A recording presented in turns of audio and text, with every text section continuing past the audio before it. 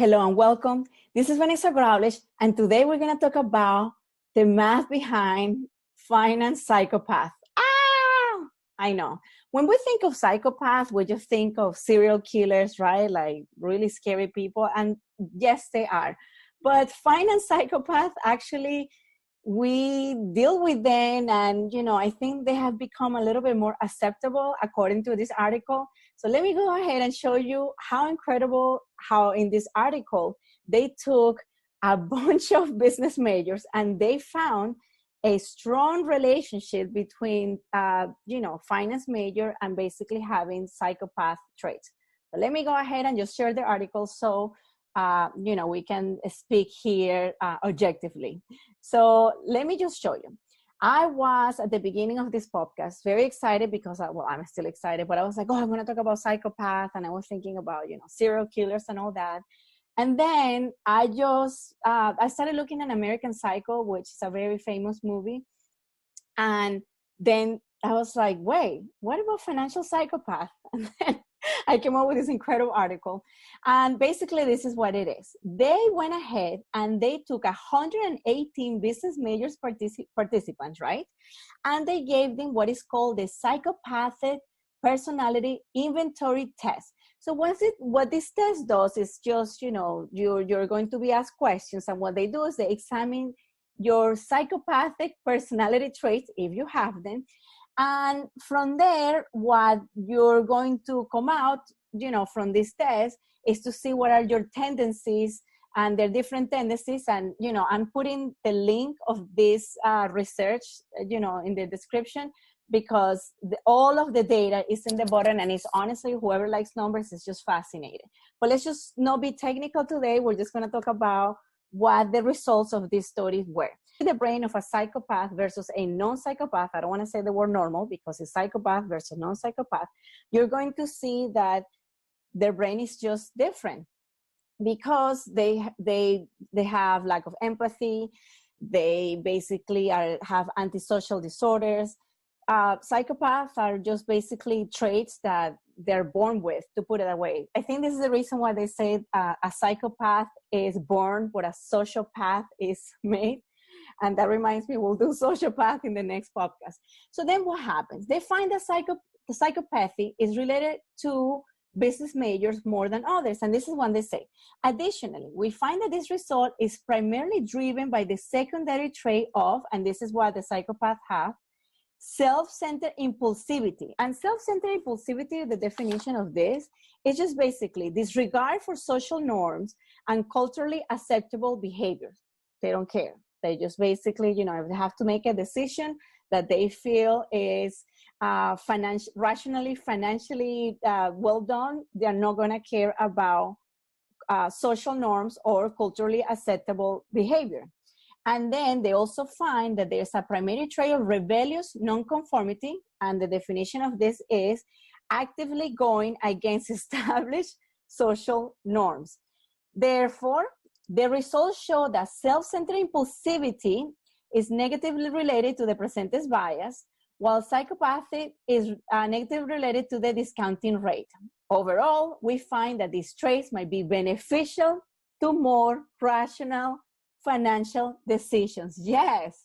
In fact, what the article is explaining here is that why are finance majors, they say that they're more significantly more narcissistic, and less fearless than other business majors. And because of that, they tend to be, psychopaths, financial psychopaths that attract us to these careers.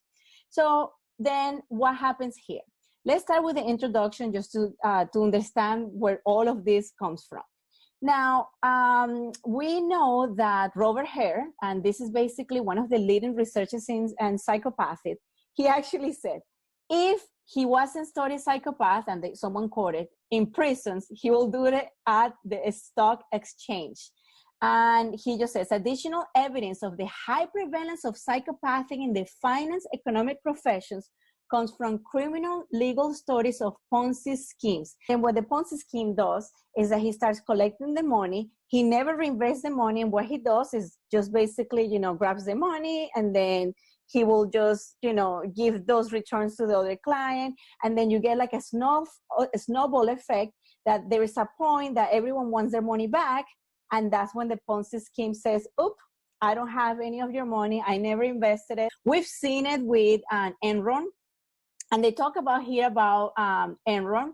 And I don't know if you remember Enron, but Enron is an American company that basically they defrauded, so many people, destroyed their financial future. And they say here, for example, in Body, which I guess this is one of the researchers, claims that many former employees of Enron, including the CEO, exhibited traits of a stereotypical psychopath. A conclusion consistent with the catastrophic financial actions.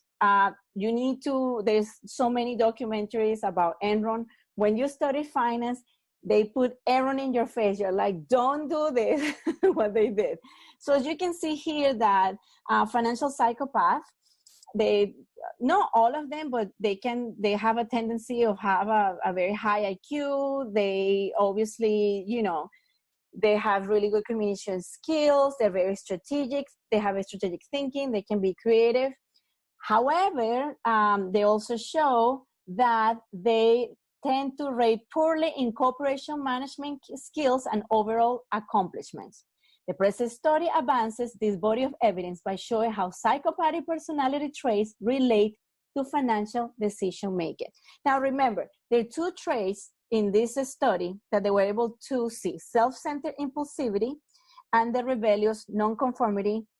That basically what makes the financial psychopath to be better in doing what is called financial decisions. To remember is that CEOs and any finance major, the main purpose is to do what? Maximization of the company, shareholders' wealth, right? You need to make sure that everyone is happy. Your job is to make sure that this company is all this time dividends, stocks, the stock price is good. So it's not like it's a really easy job.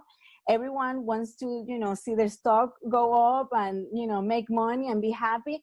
But if you're the CEO of a $30 million company, you're going to have a lot of stress. You're going to have high levels of imagine just basically no making the right moves, and then people just lose money. If you're a psychopath, it will be like, oh, too bad. If you are a non-psychopath, you might feel like, oh wow, maybe I shouldn't make this decision because people are going to be affected by that.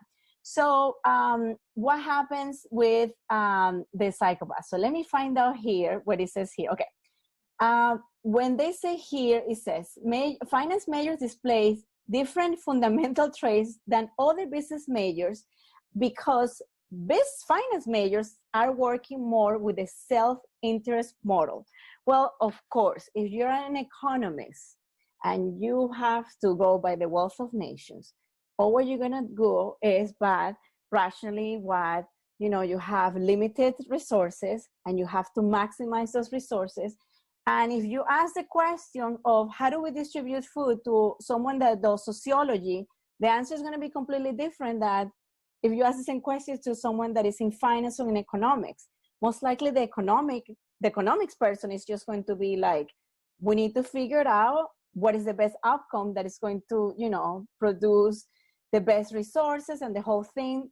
The sociologists are going to be more into like, we need to make sure that everyone is protected. We need to make sure that society is doing well. So as you can see here, it's not like economics are bad people. It's just basically the way that, you have to think, because that's what economics is, right? Try to figure it out how to do the best with limited resources. So they say here that there are two hypotheses that might explain the prevalence of antisocial-like behavior in economics. And when we say economics, you can also say that on finance majors. First of all, the learning hypothesis, and two, the self-selection hypothesis. So what happens? The learning hypothesis states the exposure of the self-interest model of economics makes individuals behave in a more antisocial manner during financial decision-making. Now, the self-selection hypothesis, which is the second one, it states that individuals with a natural tendency to behave in antisocial ways are more likely to pursue careers in finance and economics. When they did the study here, they of the brain structure, and this is what we were showing, the results provide a biological explanation as to why psychopaths have been differently from non-psychopaths when making social decisions, and why we expect to find that psychopathic traits will be related to financial decision making. They don't have empathy. They have a lack of empathy. They're just going to be impulsive. These are people that need to make decisions fast, right? So, and again, they just don't care. So there is a high tendency, as we see it here, that if you are someone that has psychopathic traits, most likely, and if you can make it to the financial world, that's basically the type of major you're going to find. Now, the article, and again, I'm going to leave it in the, so you can, take a look at it. It's a very, very good article, and it has a lot of data. And you can see here the data. Let me just show you really quick this data. Okay, so this is the article. They had a total of 118 people, 67 females, 51 males. And then look, accounting, finance. And then when you go here, look at this. This is the PPI R scores by major. Now, the PPI test, basically what it tests is your traits, right, of being, the psychopathic dimensions. Notice how the finance are much, much higher right here in some of the traits than other majors. So again, I welcome you, and I'm going to go ahead and put this on the screen to see this because it's just fascinating. So what do we learn from all this? Well, I'm going to tell you, I am a finance major, and I can understand why this story makes completely sense. When you read The Wealth of Nations, when you are doing, finance, or like any of this, all you're doing is, again, measuring risk and reward. And your job as a finance person is to basically get $100, for example, for a client, invest that $100, get a positive return, make sure your net present value is positive. So many things, and everything always towards increasing the shareholders' wealth. So it's not like you can be, let me think about it. No, you have to be a very rational person. You need to know, you need to understand your math skills, because with that, you're going to be able to understand the data. And then from the data, you can, do some, make, better decisions.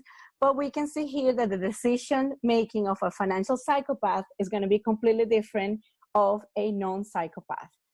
With this, I'll let you think about it. I want you to read the article. It's extremely helpful to, after all of this information, to really understand what financial psychopaths, and not so much like the CEOs or anything like that. You might have someone around you that all of a sudden, a broker, for example, that wants you to invest on stock or something weird. Try to think about it and try to see like, I wonder if this person is a psychopath or a non-psychopath. So, we always need to make sure that we're aware of who we give our money to. Thank you so much. I hope you enjoyed this podcast, and I'll see you next time.